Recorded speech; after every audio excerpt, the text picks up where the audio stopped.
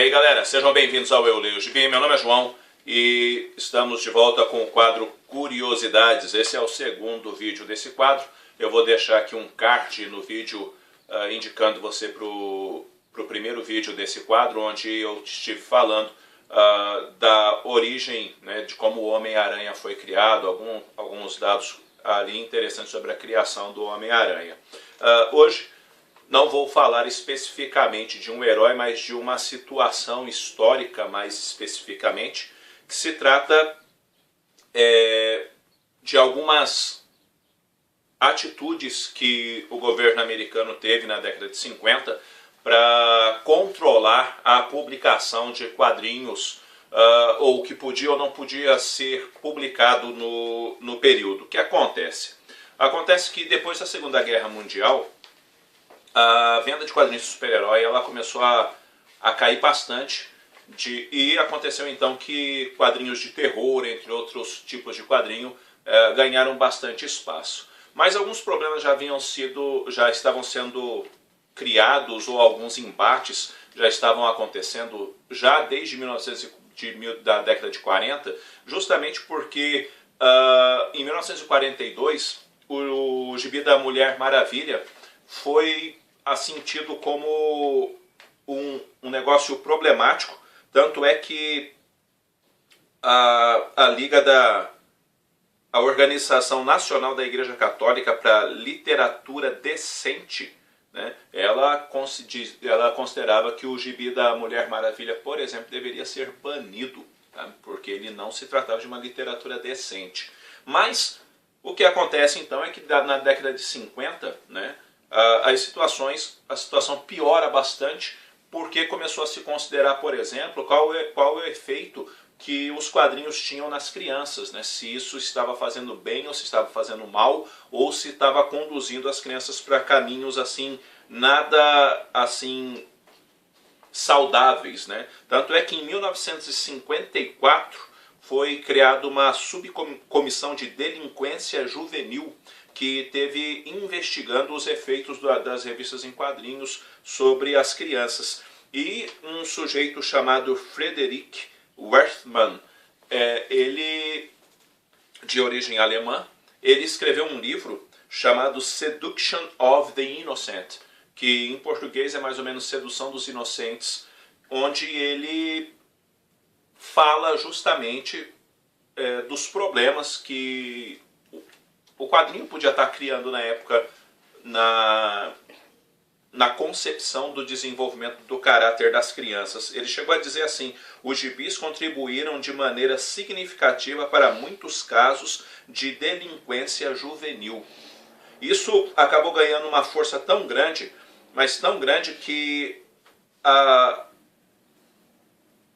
houve assim como que eu vou explicar isso direito? Houve uma generalização, ou um medo generalizado dos efeitos que quadrinhos de super-heróis, por exemplo, poderiam causar nas crianças. O resultado disso foi que a DC teve que tomar algumas atitudes em relação aos seus personagens, principalmente a sua trindade, né? No caso o Batman, o Superman e a Mulher Maravilha. Por quê? Porque o Superman ele foi visto assim como se fosse um símbolo de uma raça superior. E não só isso, o autor do livro, né, o Frederick Werthmann, ele acaba dizendo assim que é uma sorte a nossa não ter dois S's no peito dele para mostrar o quão superior é a raça que ele está ali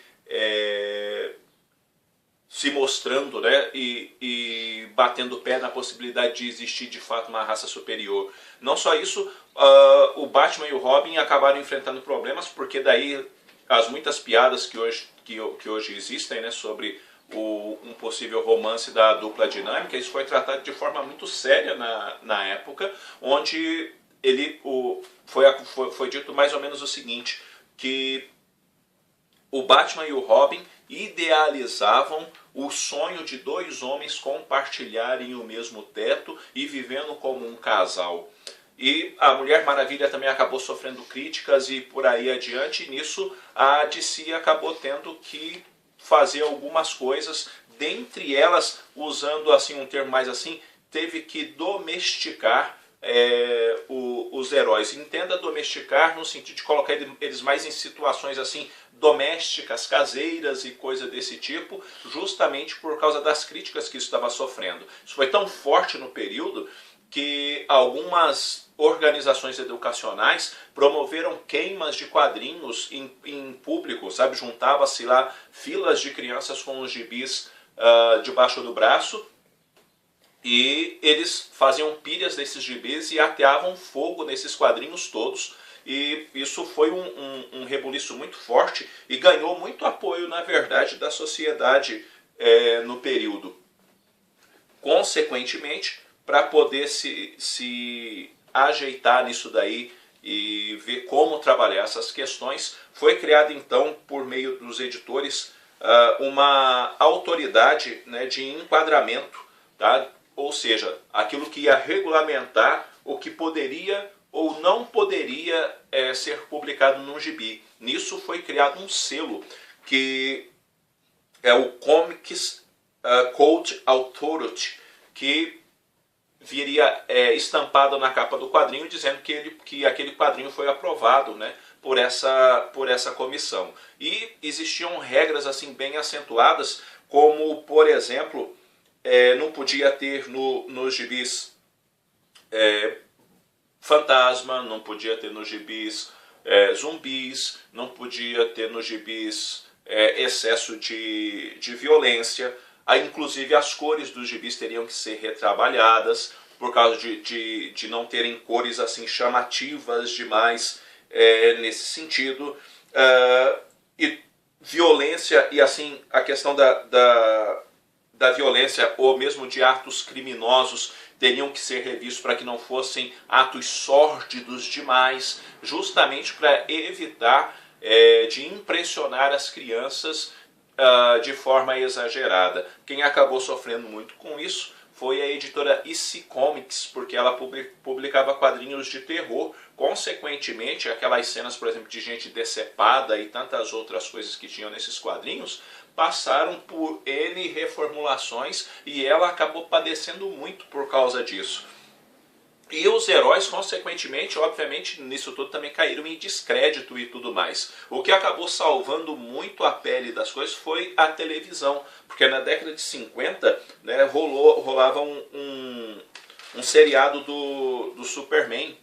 Começou a ter um seriado, na verdade, do Superman, né, e esse seriado fez com que a credibilidade dos heróis fossem resgatada por causa das temáticas, né, e valores que esse seriado estava abordando no período. Caso pareça estranho para você qualquer coisa desse tipo, tá? Na década de 60 teve algo parecido aqui no Brasil. Caso você não saiba disso, isso acabou rolando na década de 60, onde a editora Abril, a RGE, a Brasil América e a empresa gráfica O Cruzeiro assinaram um acordo, tá, onde ia ter um selo também regulamentador do que podia ou não podia ser publicado aqui no Brasil, que ele trabalhava da seguinte maneira: não podia ter nos quadrinhos, tá, cenas de sexo, excesso de violência, ofensa moral, e essa ofensa moral permearia o Estado, pais, professores, religiões, deficientes físicos e coisas desse tipo. Não podia ter nada desse tipo dentro dos quadrinhos, e viria com um selo também na capa que era aprovado pelo Código de Ética. Tá? Então, no Brasil também teve um órgão regulamentador. Hoje em dia, nós não temos necessariamente um órgão regulamentador, mas o quadrinho, ao mesmo tempo, ele não deixa de ser regulamentado, né? Porque dependendo do nível de violência ou de palavreado ou tudo mais que exista no quadrinho, né, vem estampado alguma coisa escrito tipo desaconselhável para menores de 16 anos, desaconselhável para menores de 18 anos, já indicando, né, que aquele quadrinho não é indicado para determinadas faixas etárias. Quanto à necessidade da criação nos Estados Unidos de um código regulamentador e tudo mais, tudo vai de como as coisas estavam caminhando, de como elas iriam proceder, né? Se é ou não é viável. Fato é que na época ela ganhou muito apoio. E eu acho o seguinte particularmente, tipo assim, eu sou pai, e de repente você que está assistindo o vídeo também é pai. Talvez por um milagre você consiga fazer seus filhos ler quadrinho, né? Porque necessariamente não é porque você lê quadrinho que seus filhos vão ler. Mas tudo vai depender da idade deles, do que você os deixa ler. Você vai poder dar, por exemplo, na mão de uma criança um quadrinho onde tem cenas assim muito pesadas para ele. Não faria bem, é óbvio. Então, cabe sempre, obviamente, ter um órgão regulamentador dentro da casa da gente, aquilo que os filhos da gente podem ou não podem assistir, ou ver, ou brincar, ou seja lá como você trata as coisas na sua casa, não é mesmo? Mas, enfim, gente, isso rolou nos Estados Unidos, rolou também um órgão regulamentador aqui no Brasil, e hoje os quadrinhos, embora não tenham um selo, né, tem sim sempre a questão, isso aqui é temática adulta, isso aqui é temática adolescente, isso aqui é temática infantil, e ajuda, de certa forma, tê-lo também aí dentro de um viés próprio para cada idade, que foi por causa desses elementos. Fato é também que muito gibi na década de 80, da década de 50, que foi queimado nos Estados Unidos, se soubesse o dinheiro que isso ia valer hoje, talvez eles não teriam posto fogo em nenhum, teriam guardado tudo num cofre, não é mesmo? Bom, é isso aí, gente. Eu espero que esse vídeo tenha sido útil para vocês de alguma maneira. Espero que tenha sido instrutivo, sei lá, e se você sabe de mais informações desse tipo e queira deixar aí nos comentários, seu comentário será muito bem-vindo também.